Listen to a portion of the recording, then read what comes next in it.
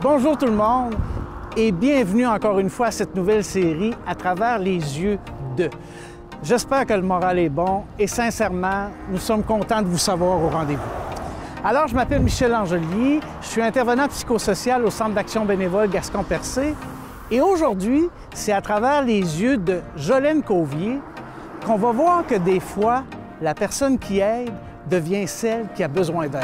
Et manquez pas ça, là.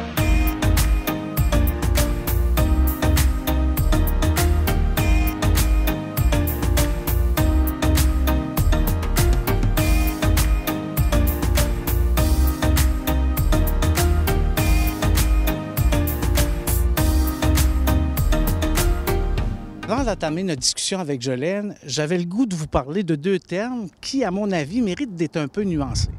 Je parle ici de aidant naturel et de proche aidant. Bon, aidant naturel, de ce que j'en comprends, de ce que j'en ai appris, c'est une expression qu'on utilise, un terme qu'on utilise plus au niveau gouvernemental, au niveau des impôts. Si vous voulez un crédit d'impôt, le médecin va indiquer dans le papier aidant naturel. Bon. Il y a proche aidant maintenant depuis quelques années qu'on entend de plus en plus, qui selon moi, je suis plus confortable avec ce terme-là. Pourquoi? Parce que aidant naturel, je ne sais pas vous ce que ça vous fait, mais moi ça me laisse sous-entendre c'est naturel, donc tu dois le faire. C'est comme une obligation. Et si c'est naturel, ça veut dire que c'est facile. Et selon moi, ça minimise le rôle des proches aidants. Alors, je trouvais important de faire ces petites nuances-là. Et aussi, j'entends régulièrement des gens me dire « Viens, je ne suis pas proche aidant, moi, là. » Je sens que les gens ont des résistances à s'identifier comme proche aidant. Et je peux parler de façon personnelle. J'ai vécu cet épisode-là, moi aussi. Moi, avant de commencer au Centre d'action bénévole, en novembre 2019, je parlais pas beaucoup de proche aidant, ça faisait pas partie de ma vie. Fait que moi, à quelque part dans ma tête, j'avais l'impression que c'était, la personne extrêmement malade et le proche aidant laisse sa vie, vient vivre avec la personne malade, s'occupe de tout, des soins d'hygiène et tout ça. J'avais cette image-là. Fait que j'ai bien vu que c'était plus vaste. Fait que, alors imaginez, si on a cette impression qu'un proche aidant, c'est le rôle qu'il joue, c'est bien clair qu'on a de la difficulté à s'identifier à ce rôle-là. Mais ce que j'ai compris, c'est qu'il y a une gradation, il y a une évolution dans la proche aidante. Ça m'amène à vous parler d'une anecdote personnelle qui va vous permettre de comprendre. En passant, mon père est au courant, il est d'accord que je dise ce que je dis, faites-vous-en pas. À ma première journée au Centre d'action bénévole, bien sûr que je m'assois avec ma patronne pour discuter un peu des tenants et aboutissants du programme, des objectifs, tout ça. Et tout de go, elle me dit « T'es proche aidant, Michel? » Et j'ai dit en dedans de moi-même, tu commences bien mal ta journée, toi, là, ça se peut que je parte plus vite que je pensais. Viens pas me dire que je suis proche aidant le matin, là. Ben là, je me vire, puis je dis, ben non, je suis pas proche aidant. Ben, elle dit, tu restes avec ton père? Oui, mais ça veut pas dire que je suis proche aidant. Ben, elle dit, fais-tu des petites choses pour lui des fois? Ben oui, je fais ses repas, mais il est pas difficile, là. Je m'occupe de ses vêtements, je lave ses vêtements, mais avec les miens, puis, gars, c'est pas lui qui salit le plus de linge. Ben, elle dit, t'es proche aidant, Michel. Ben, je dis, comment ça? C'est pas beaucoup. Puis elle me dit après ça, ça t'arrive-tu de faire d'aller en vacances puis tout ça? Bien sûr. Elle dit, quand tu t'en vas à l'extérieur, admettons, est-ce que tu t'occupes que ton père, ces choses soient là? Ah, je m'assure qu'il y a son gros plat de légumes, ses repas sont faits, puis que ses chemises sont blanches comme maman le faisait. Elle dit, alors, t'es un proche aidant? J'avais le goût aussi de vous parler de quelque chose qu'on n'ose pas parler. Je ne sais pas pourquoi. C'est les parents qui sont proches aidants. Bon, moi, j'ai déjà pensé en me disant, bien, les parents, c'est les responsabilités des parents de s'occuper des enfants malades, de leurs enfants. Et un jour, quand j'ai commencé à travailler au CLSC en 2012, une des premières tâches qu'on m'a confiées, c'est d'aller rencontrer les familles dans le but d'évaluer un peu leurs besoins et leur offrir peut-être des sous pour qu'ils puissent s'offrir un répit. Et là, j'ai eu droit à des choses. On entend ça aux nouvelles, on sait que ça existe, mais de le voir de façon concrète comme ça m'a complètement bouleversé. Entre autres, une situation, je rentre dans la maison, la maman est à la table, l'enfant de 7 ans à peu près est alité avec le lit d'hôpital, il est gavé, et à côté de lui, je vois une table avec plein de médicaments, puis tu sais, des objets d'hôpital que j'appelle, moi, qui m'impressionnent puis qui me font peur, là. Et là, j'ai compris, je me suis dit, Le parent, il fait plus que faire sa job de parent, là. On y en demande beaucoup. Il est proche aidant. Puis c'est là que j'ai comme compris que il faut qu'on parle de ça. Il ne faut pas qu'on ignore cette réalité-là. Ces gens-là ont des besoins. Puis je voulais aujourd'hui vous souligner votre travail. En tout cas, tous les efforts que vous faites. C'est important qu'on vous reconnaisse, qu'on vous offre les services. Puis tu sais, pour travailler avec les proches aidants, bon, de ce que je sais, un proche aidant, en partant, ça se sent coupable. De l'autre côté, ce que je sais aussi, un parent, bien ce que je sais, j'ai pas d'enfant, mais de ce que j'entends, ça se sent coupable. Fait qu'imaginez un parent proche aidant égale culpabilité plus. Pas évident tout ça, hein?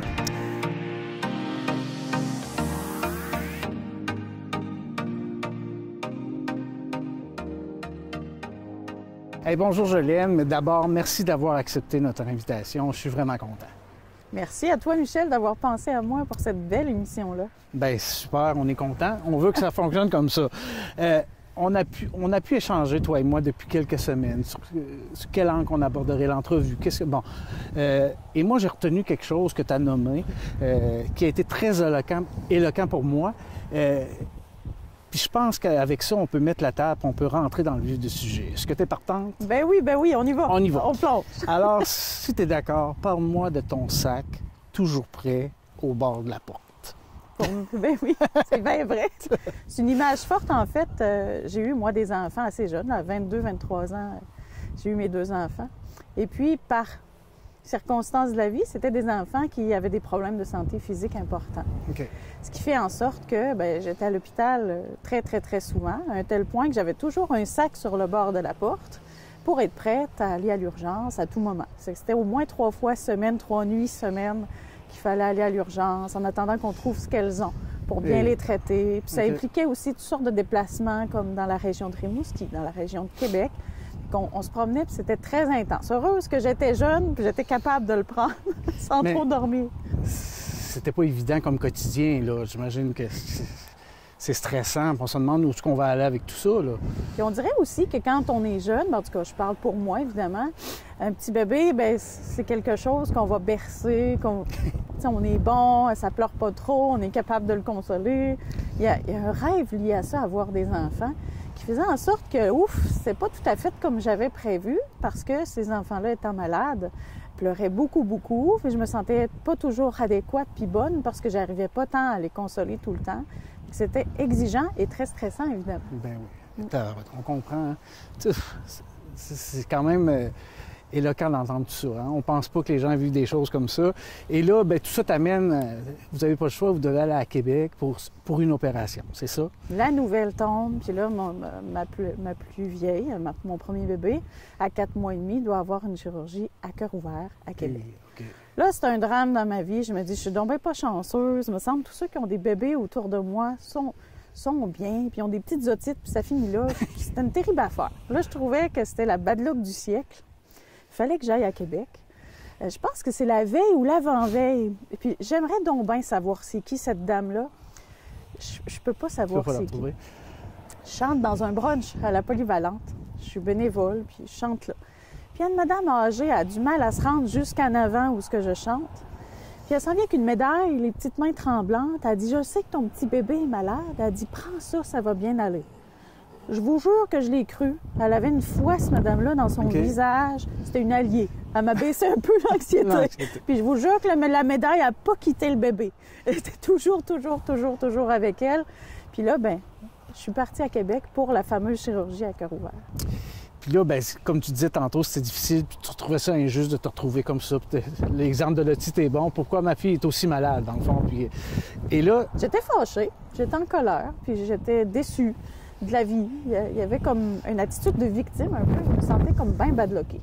Bien que il y avait une partie qui était tout à fait l'expression normale, hein, que tu te sentes comme ça. Mais bref, tu nommes victime, tout ça. Oui. Et là, à Québec, tu fais la rencontre de quelqu'un qui change...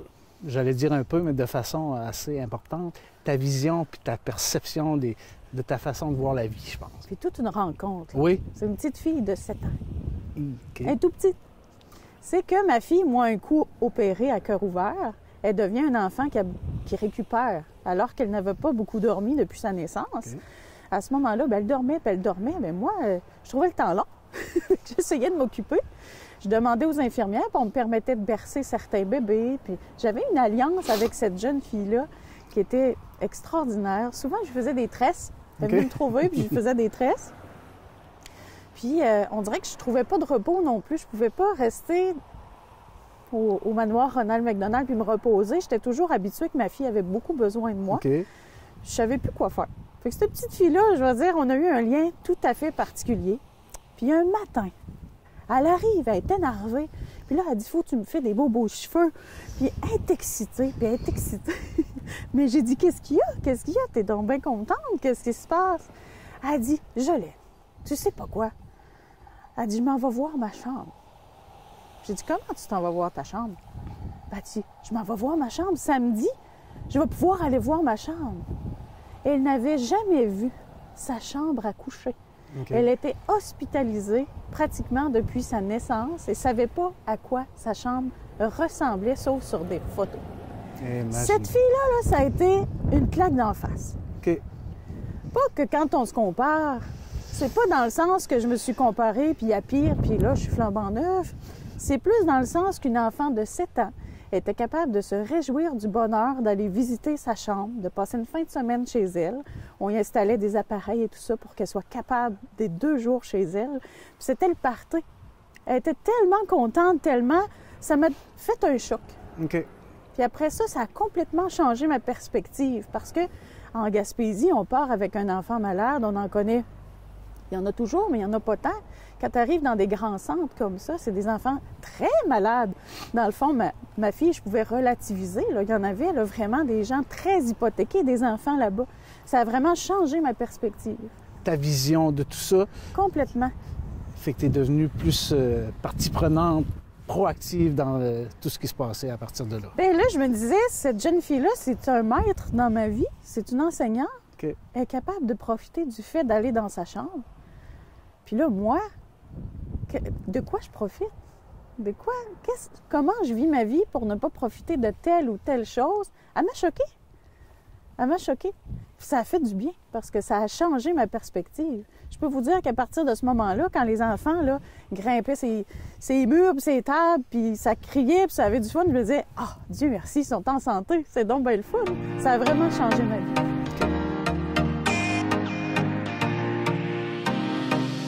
Puis là, Jolène, les difficultés ne se sont pas arrêtées là. Tes enfants ont eu d'autres problèmes en vieillissant, tout ça. Puis je pense que tu es d'accord pour dire que tu es devenue une maman proche aidante à temps plein. Oui, ben oui. Tu es d'accord avec ça? Carrément. Ouais. Oui. Puis je parlais en début d'émission que certaines personnes ont de la difficulté des fois à se donner ce titre-là parce que ça fait peur. Hein? Des fois, être proche aidant, on voit ça gros. Mais dans ton cas, je pense que tu as mordu là-dedans.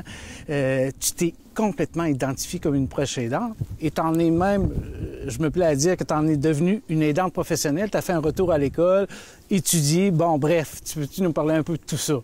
Bien oui, c'est être proche aidant. On développe plein de belles compétences aussi. Hein? Être capable de travailler dans l'urgence, être capable de se virer de bord sur un dixième. Toutes ces belles compétences-là, quand on devient proche aidant, on les développe. Okay. Ça donne plein de savoir. Puis qu'en fin de compte, je me suis dit, bien, je pense que même comme travail, j'aimerais ça, moi. Je suis retournée à l'école sur le tard, là, à l'université à 36 ans, faire un baccalauréat puis une maîtrise en psychosociologie. Fait que j'étais à fond, moi, dans mon rôle d'aidant. Par-dessus la tête, je trouvais plein de monde à aider au travail, à la maison.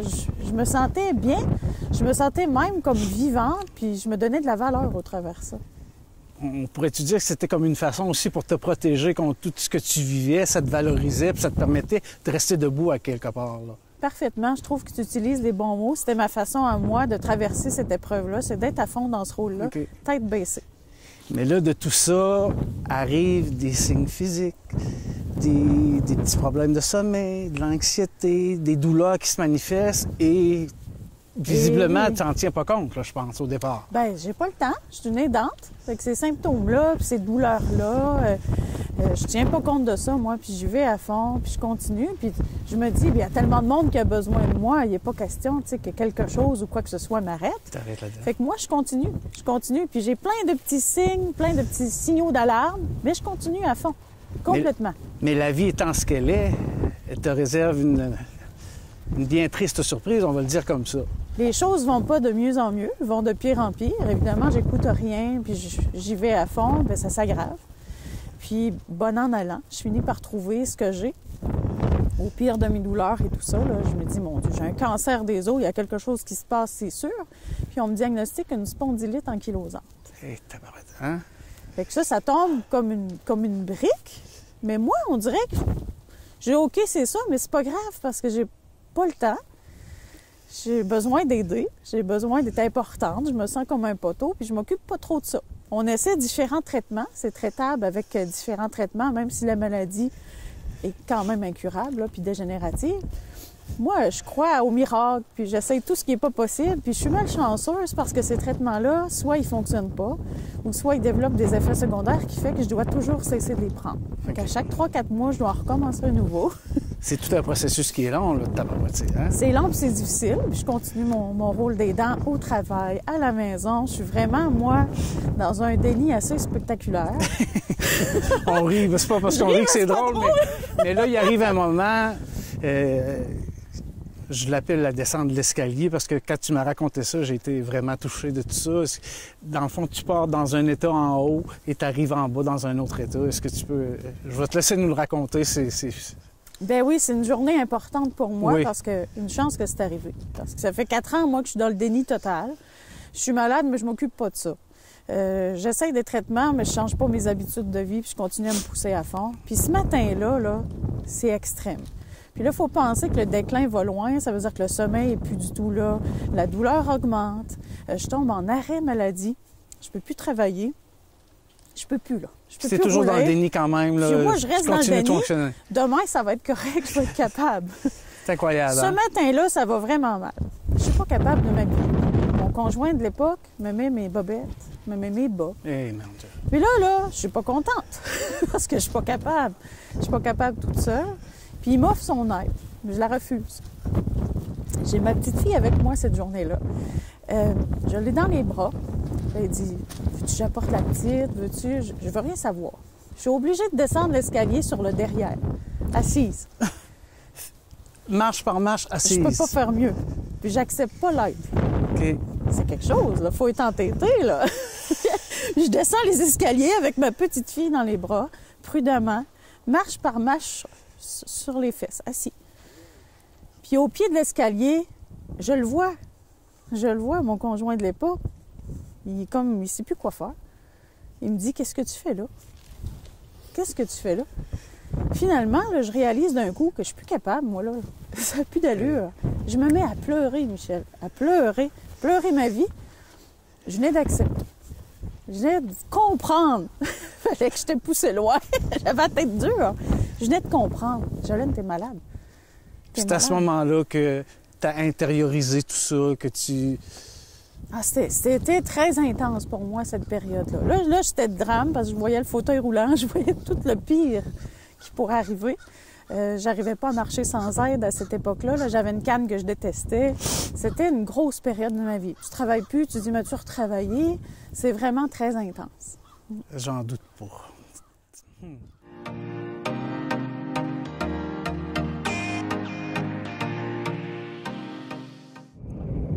Jolene, Paul Piché dit dans une de ses chansons « Et tout en haut de l'escalier que j'ai descendu lentement ». Je pense que on peut dire qu'il y a un avant et après l'escalier dans ton cas. Complètement. Parce que là, j'ai été forcée par la vie d'accepter, je dirais plutôt d'accueillir pleinement mon incapacité du moment, ce qui se passait, mon diagnostic, puis de changer ma vie pour m'ajuster à ça aussi.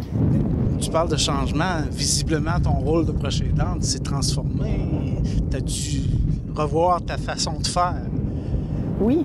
Ben oui, parce que, en fait, j'avais beaucoup de mal, moi, à accepter l'aide, à accepter d'être aidée. J'avais vraiment du mal avec ça. Fait qu'il a fallu que j'intègre cette notion-là dans mon rôle d'aidante parce que je ne pouvais plus tout faire seule. J'étais vraiment plus capable. Il a fallu que je change plein de choses. Plein de choses. Puis tu dis que tu as accueilli le diagnostic, donc puis que tu as accepté d'avoir de l'aide. Je pense si tu avais quelque chose à dire à nos proches aidants qui vivent une situation qui peut ressembler à la tienne, qui commencent à être malades, qui sont plus en mesure d'offrir les mêmes ce qu'ils faisaient à leurs personnes qui accompagnent, qu'est-ce que... T'aurais-tu un petit message, un mot qui pourrait les apaiser? J'ai réalisé en fait que le plus beau cadeau que je peux donner à la personne que j'aide, aux gens que j'aime, c'est ma qualité de présence. C'est pas ce que je fais physiquement pour eux, mais vraiment d'être pleinement présente. Puis ça, peu importe la maladie physique que j'ai, ça m'empêche pas de le faire. J'ai vraiment fait un revirement de situation. Puis lâcher un petit peu le faire pour les autres, puis plus être dans la qualité de la présence que je peux offrir. Tu sais que l'écoute, quand la personne se sent écoutée, accueillie, ça peut faire autant d'effets que donner des soins. Hein? Oui, puis ça le faisait pour moi aussi. C'est écouter, accueillir l'autre, mais écouter mes symptômes, m'accueillir moi, aller avec les bons et les moins bons jours. Bien, ça a bien été pour moi aussi. J'ai pu développer des nouvelles passions, me faire un nouveau métier, faire plein de choses que j'aurais pensé jusque-là impossible. Ça t'a comme, d'une certaine façon, obligé de te reconnecter avec ton toi-même, on peut le dire comme ça. Vraiment, puis me mettre au cœur de ma vie. Pour que je puisse être aidante, bien, il faut d'abord que je sois présente à moi. C'est une façon différente d'être aidante, puis une chance que je l'étais, parce que être aidante, pour moi, c'est un phare. On a un beau phare derrière nous, oui. Mais c'est vraiment un phare. Oui, vraiment! Il fait très froid! Très froid. Mais c'est un phare parce qu'on veut tellement être là pour les autres que nécessairement, ça nous guide, ça nous motive, ça nous mobilise à aller le mieux possible. Alors, tout a été dit, je pense, Jolene, je te remercie profondément, malgré... Tu nous parles de la maladie que tu as. On sait que le froid, ça aide pas. Tu as été une combattante jusqu'à la fin. C'est grandement apprécié. Merci d'avoir participé à cette émission. Si je peux me permettre un dernier, tu demandais un conseil. Je pense que j'ai trouvé en écoutant ta finale. C'est qu'en fait, quand on prend plus toute la place, moi, je prenais toute la place. Je voyais personne qui pourrait m'aider dans cette façon-là. En fin de compte, il y en a plein de gens qui sont super contents de nous donner un coup de main. J'avais comme peur de demander, puis je ne voyais pas vraiment, mais les gens sont tellement heureux de rendre service, heureux de donner un petit coup de main sur les tâches physiques qui sont difficiles, où il y en a de l'aide. Il faut juste comme s'enlever de prendre toute la place. Hey, c'est vrai. Ce serait mon petit conseil. Le mot de la fin. Et merci encore une fois. Merci beaucoup. Bientôt, ma chère. Merci, Michel. C'est ce qui met fin à cette émission qui, je l'espère, vous a touché et peut-être vous a sensibilisé à cette réalité de porter les deux chapeaux, c'est-à-dire celui de l'aidant et de l'aider. Alors, un énorme merci à Jolene de s'être livrée avec autant d'authenticité et de générosité. La semaine prochaine, c'est donc à travers les yeux de Anne-Marie Maignan, une femme haïtienne, qu'on va voir que des fois, l'approche aidance à distance, c'est pas évident. Puis bien sûr qu'elle va nous faire le cadeau de nous parler de sa culture haïtienne et de son enfance aussi en Haïti. Et vous allez voir que son histoire est toute sauf banale. Sur ce, vous pouvez nous suivre sur les ondes de TV-CGR les mercredis à 19h et par la suite sur les autres plateformes Facebook, YouTube, Twitter, ainsi que sur les ondes de Télévague. À la semaine prochaine!